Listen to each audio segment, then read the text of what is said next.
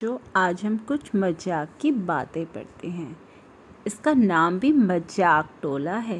चलो, किताब का यह भाग हास्य या हंसी की रचनाओं का है।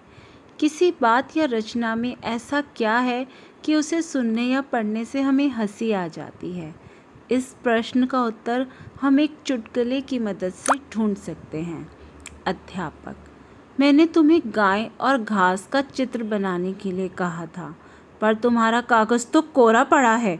दिनेश: सर, मैं घास और गाय का चित्र बना रहा था, पर जब तक चित्र पूरा होता, गाय घास खाकर अपने घर चली गई। इस चुटकुले में 3 ऐसी चीज़ें साफ साफ देखी जा सकती है जो लगभग हर एक हास्य रचना में होती है। नंबर 1, स्थिति का दबाव या लाचारी। नंबर 2, लाचारी से निपटने के लिए कोई एकदम नई कल्पना या सूझ। नंबर 3, शुरू की स्थिति का उलट जाना। चुटकुले की शुरुआत में दिनेश पर यह दबाव है कि वह अपना चित्र दिखाए। चित्र उसने बनाया ही नहीं है, दिखाएगा क्या? मगर अपनी कल्पना से वह एक ऐसा उत्तर देता है जिसमें कमी ढूंढना मुश्किल है। उसके उत्तर को हम कल्पनाशील कह सकते हैं। जो चीज़ हमें हंसने के लिए मजबूर करती है, वह यही कल्पनाशीलता या सूझबूझ है जो एक दबाव वाली स्थिति को बदल देती है। इस तरह देखें तो हम कह सकते हैं कि हर हास्य रचना एक काल्पनिक स्थिति का निर्माण करती है। हमें हंसाकर वह रोजाना की वास्तविक दुनिया या जिंदगी के दबावों से थोड़ी देर के लिए मुक्ति दिलाती है। हास्य रचनाएं हमें कुछ सिखाने की कोशिश नहीं करती, वे केवल हंसाती हैं। पर ऐसी रचनाओं को गौर से देखकर हम यह समझ सकते हैं कि कोई रचना या उसकी भाषा हमें क्यों और कैसे हंसाती है। ऊपर दी गई 3 विशेषताओं को इस खंड में शामिल रचनाओं में ढूंढा जा सकता है। चावल की रोटियां शीर्षक नाटक में कोको नाम के लड़के की लाचारी बढ़ती चली जाती है। चावल की रोटियां अकेले बैठकर खाने की उसकी इच्छा अंत तक पूरी नहीं होती। दूसरी तरफ एक दिन की बादशाह में रोजाना रहने वाली स्थिति उलट जाती है। घर के बड़ों को एक दिन बच्चों की तरह जीना पड़ता है।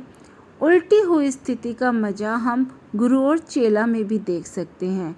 यह एक ऐसी अंधेर नगरी की कहानी है जहां हर चीज एक समान कीमत पर बिकती है।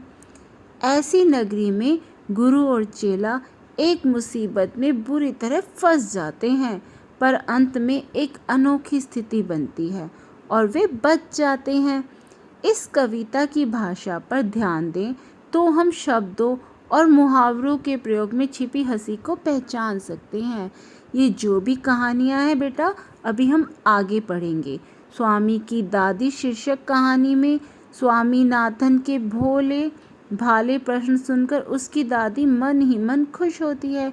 शायद 2 बातें इस कहानी को मज़ेदार बनाती है। एक, दादी स्वामी के सवालों को बहुत ज़्यादा गंभीरता से लेती है। दूसरे, दादी पोता दोनों में अपनी अपनी बात कहने का उतावलापन और होड़ होती है। पहेली बुझाने वाली कहानियाँ भी एक अलग तरह का आनंद देती है। अकबर बीरबल के किस्से इसलिए लोकप्रिय हैं कि उनमें अकबर के कठिन प्रश्नों का जवाब बीरबल बड़ी चतुराई से देते हैं। गोनू झा के किस्से भी इसी प्रकार के हैं। मजा देने वाली रचनाओं को हम एक और कौन से देख सकते हैं?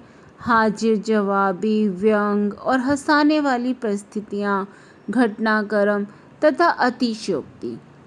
यदि हम मजाक खटोला की रचनाओं को इस दृष्टि से देखें तो गुरु और चेला तथा गोनू झा का किस्सा बिना जड़ का पेड़, हाजिर जवाबी और सूझबूझ के नमूने हैं।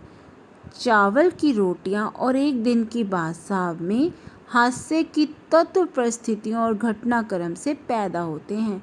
स्वामी की दादी हमें हंसाता नहीं है, पर दादी पोते के बीच मज़ेदार स्वाद पढ़कर हम मुस्कुराते ज़रूर हैं। डब्बू जी के पहले कार्टून में अतिशयोक्ति से हास्य पैदा होता है, तो दूसरा कार्टून व्यंग का उदाहरण है। बच्चों में स्वस्थ और बुद्धिमत्तापूर्ण हास्यबोध पैदा करने के लिए हाजिर जवाबी और सूझबूझ की लोक कथाएं, कार्टून और हास्य व्यंग की रचनाएं अधिक से अधिक उपलब्ध कराई जानी चाहिए। अब हम इन सब कहानियों को बेटा आगे पढ़ने वाले हैं।